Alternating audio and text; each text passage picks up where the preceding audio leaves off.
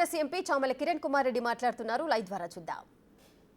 తెలుసుకోకుండా బహిరంగంగా కాంగ్రెస్ పార్టీని దూషించాలనే ఒక్క ఆలోచనతోటి కాంగ్రెస్ పార్టీని తప్పు పట్టాలని, కాంగ్రెస్ పార్టీని భారతదేశం ముందు కాంగ్రెస్ పార్టీ అధికారంలో ఉన్నటువంటి రాష్ట్రాల గురించి నెగిటివ్ మాట్లాడాలన్న ఆలోచనతోటి ఆయన కూడా ఎక్కడో ఆయన వాట్సాప్ యూనివర్సిటీలో చూసిండో ఇంకేడో చూసిండో మరి ఆయన దానికి ఫాలోవర్ కావచ్చు. మరి ఎందుకంటే వాట్సాప్ యూనివర్సిటీ అనేది గత 10 సంవత్సరాల భారతదేశ చరిత్రను తిరగరాసే విధంగా ఈ బీజేపీ సోషల్ మీడియా పనిచేస్తున్నట్టు మనం ఎన్నోసార్లు గమనించినాం.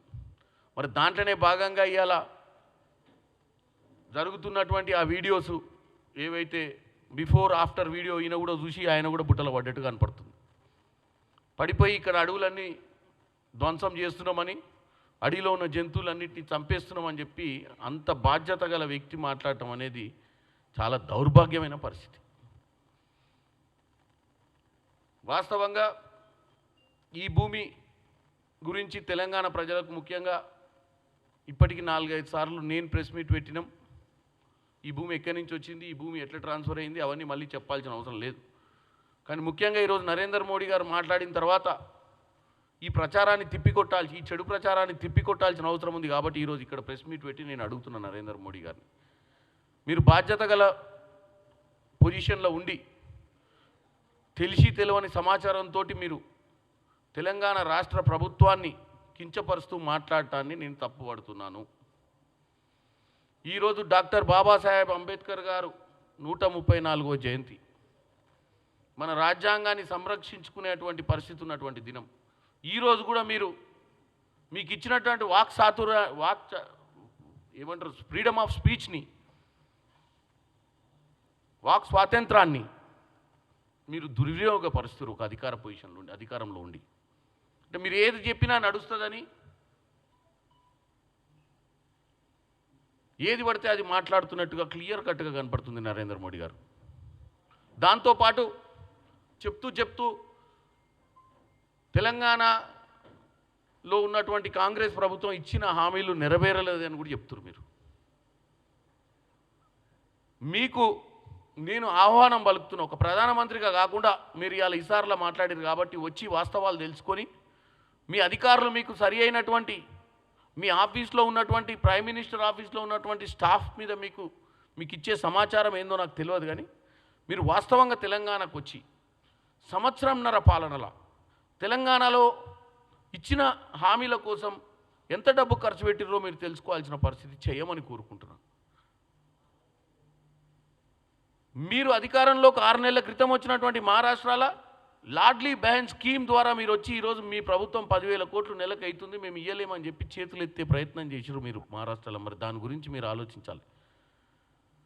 మీ పక్క రాష్ట్రంలో మీ 18వ లోక్సభ మీ అలయన్డ్ పార్ట్నర్ టీడీపీ అధికారంలోకి వచ్చి సంవత్సరం అవుతుంది.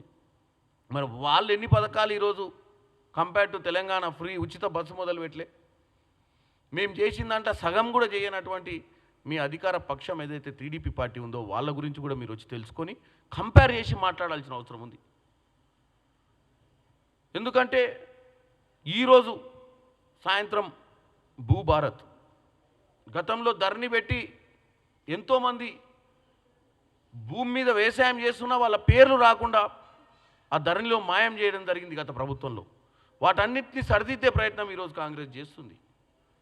రాజీవ్ యువ వికాసం నిన్నగాక మొన్న సన్నబియ్యం ఈరోజు వరకు భారతదేశంలో సన్నబియ్యం ఇచ్చి పేదవాళ్ళను కూడా ప్రతిరోజు వాళ్ళ ఇంట్లో దావత్ ఉండే విధంగా, ప్రతిరోజు వాళ్ళ ఇంట్లో సుఖంగా సన్నబియ్యం తినాల్సినటువంటి పరిస్థితి ఉన్నటువంటి విధంగా వాళ్ళు చేసే పరిస్థితి ఈరోజు కాంగ్రెస్ పార్టీ చేస్తుందని తెలియజేస్తున్నాను. వాస్తవాలు తెలియకుండా కేవలం కాంగ్రెస్ పార్టీ మీద, కాంగ్రెస్ పార్టీ గురించి, కాంగ్రెస్ పార్టీ నాయకత్వం గురించి మాట్లాడటం ఒక ఫ్యాషన్ అయిపోయింది. ఇటు బీఆర్ఎస్ వాళ్ళు అదే పని చేస్తుర్రు, ఇటు బీజేపీ వాళ్ళు అదే పని చేస్తుర్రు. ముఖ్యంగా ఈరోజు ప్రధానమంత్రి దిగిండు. తెలంగాణ ప్రజలకు నేను ఒకటే చెప్తున్నా, ప్రధానమంత్రి అంతటి వాడే ఈరోజు వాస్తవాలు తెలియకుండా మాట్లాడుతుండంటే ఇది మనకు ఆయన ఇచ్చిన కితాబ్. బ్రహ్మాండంగా నడుస్తున్నటువంటి తెలంగాణ గురించి ఆయన పోయి హర్యానాలో మాట్లాడుతుండంటే మనం వాస్తవంగా పనిచేస్తున్నామన్న భయం మొదలైంది వాళ్ళకు. ఈరోజు దేశవ్యాప్తంగా కాంగ్రెస్ ముక్త్ భారత్ చేయాలన్న ఒక ఆలోచనతో ఉన్న నరేంద్ర మోడీకి ఇక్కడ రేవంత్ రెడ్డి గారి సర్కార్ ఏదైతే ఇచ్చిన వాగ్దానాలు నెరవేరుస్తుంది, వాళ్ళ ప్రభుత్వాలు అవి కూడా చేయలేకపోతున్న విషయాన్ని ఆయన హర్యానాలో పోయి మన గురించి చెడు ప్రచారం చేసి భారతదేశ ప్రజల్ని తప్పుతో పట్టించే ప్రయత్నం చేస్తున్నట్టుగా క్లియర్ పిక్చర్ కనపడుతుంది మనకు. ఒకటి చెప్తున్నాను, మా ప్రభుత్వంలో సంవత్సరంన్నర సమయంలో ఇన్ని పథకాలు ప్రతిరోజు ఏదో ఒక పథకం చేస్తూ ముందుకు పోతున్నాం. ఈవెన్ ఒకటి అందరికంటే పెద్ద ఓబీసీ, నేనే పెద్ద ఓబీసీని అని చెప్పుకుంటున్నటువంటి నరేంద్ర మోడీ బీసీ సెన్సస్ మీద కూడా ఇప్పటి మటుకు స్పందించలేదు. తెలంగాణ ప్రభుత్వం మొట్టమొదటిసారిగా భారతదేశంలోనే జనగణన కాకుండా కులగణనను ఒక శాస్త్రీయబద్ధంగా చేసి క్యాబినెట్లో పెట్టి అసెంబ్లీలో పెట్టి ఢిల్లీలో కూడా పోయి ఈరోజు మనం ఢిల్లీ పార్లమెంట్లో కూడా పెట్టాలని ప్రాధేయపడుతున్నాం. మరి మా చిత్తశుద్ధిని గమనించకుండా నోటికొచ్చినట్టు మాట్లాడటం ఏంది నరేంద్ర మోడీ గారు?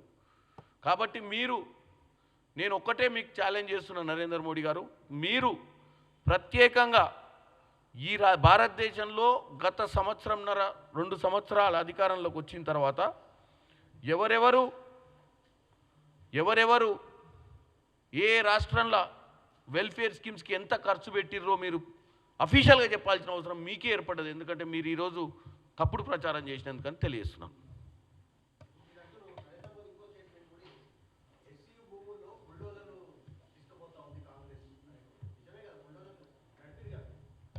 ఎవరి భూములు ఎవరి భూములో చెప్తాను. కంచా గచ్చిబౌలి భూములు ఫస్ట్ హెచ్సి భూమి అనకండి. ఇట్లా మనం మాట్లాడే అది సగం హెచ్సికి పోయింది, సగం ఫారెస్ట్ ల్యాండ్ అయింది. ఎవరికి ఎటు కాకుండా అయిపోయి ఎవరి సంస్కృతం వాళ్ళు మాట్లాడుకునే స్థాయికి ఎదిగింది. ఇది వాస్తవంగా ఒక రెవెన్యూ చట్టం ఉంటుంది, ఒక రెవెన్యూ వ్యవస్థ ఉంటుంది, ఒక కోర్టు ఉంటుంది, కోర్టులో ఒక తీర్పు ఉంది. కోర్టు తీర్పు వచ్చింది, కాంగ్రెస్ మన ప్రభుత్వానికి వచ్చింది, గవర్నమెంట్ భూమి అని చెప్పి తీర్పు వచ్చిన తర్వాతనే దాని మీద బాండ్ల ద్వారా 10,000 రూపాయలు పెట్టుబడులు పెట్టిర్రు. టీజీఐఐసిసి పేరు మీద పెట్టినప్పుడు నిన్న కూడా దాని గురించి చెడు ప్రచారం చేయడానికి ప్రయత్నం చేశారు.